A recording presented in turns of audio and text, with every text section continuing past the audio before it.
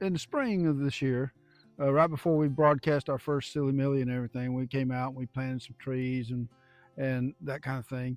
And you know, it's been a good summer. We've had a good. Our business is growing. Our book sales are up.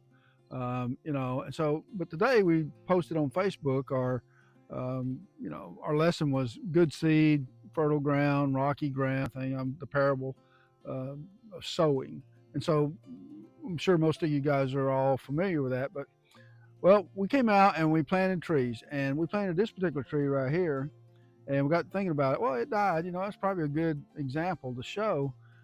This is the example of not too good a soil, and so you can tell right here at one point in time, the camera pan around, there were trees here, and they were pine trees and fir trees, and oh yeah, our chickens live a good life here. They're free range. It's free range here. You know, there's no inhumane treatment. So, but yeah, so all the soil is kind of acidic, okay?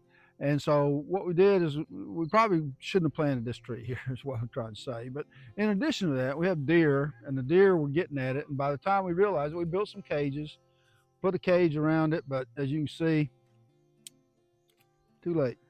So, you know, this is an example of poor soil, poor fertilization, you know, even the protection we put around it wasn't that good. And so, you know, in your life, you want to put things to your advantage. You want to do the best you can, right? And so, lesson learned. This is what they call this particular tree costs about $19. So this is a $20 hole. You know, we had put $20 in it and watched it not make it.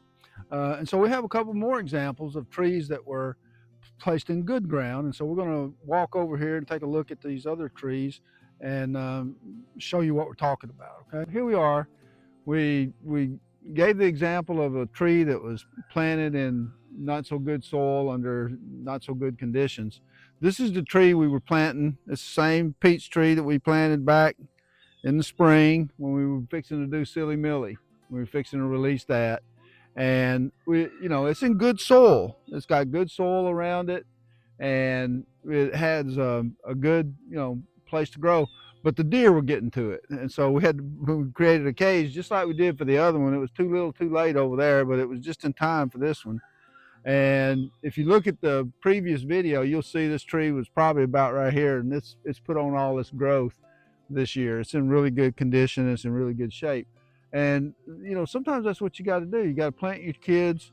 You got to plant them in a good soil. You got to give them a good, godly environment. And that's what the purpose of the books are, is to teach a biblical lesson in a kind of a fun way.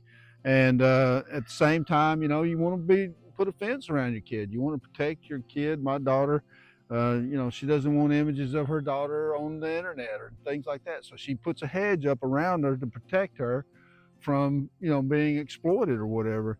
And so the next video of we planted 3 of these. The tree that's in the backyard, it already has a fence around it, and it was planted in soil that had, you know, where the chickens roam all the time, and we've worked that soil for years and got it pretty fertile, and it's twice the size of this tree.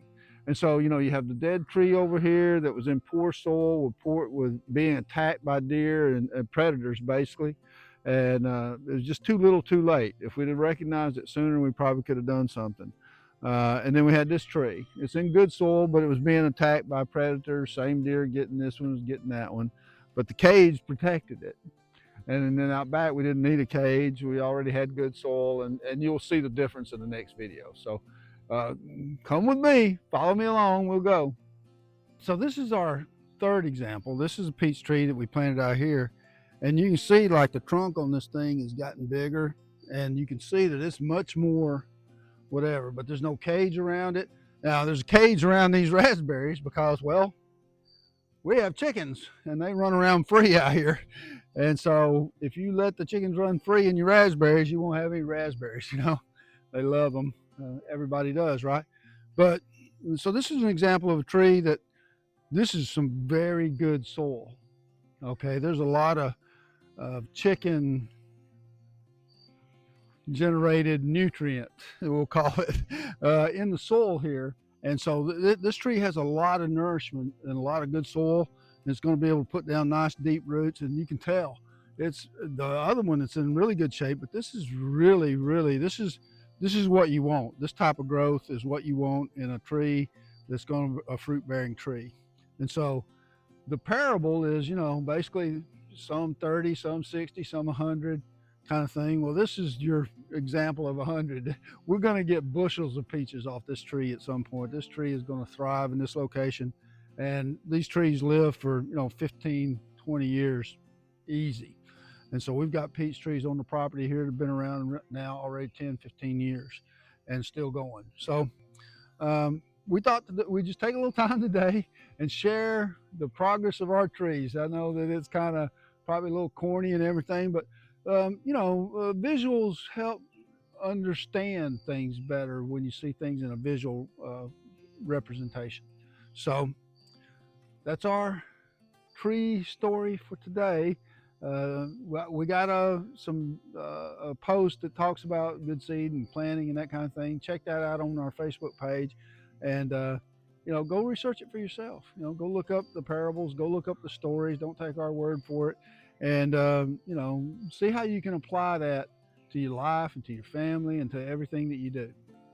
And stay in touch. There'll be more.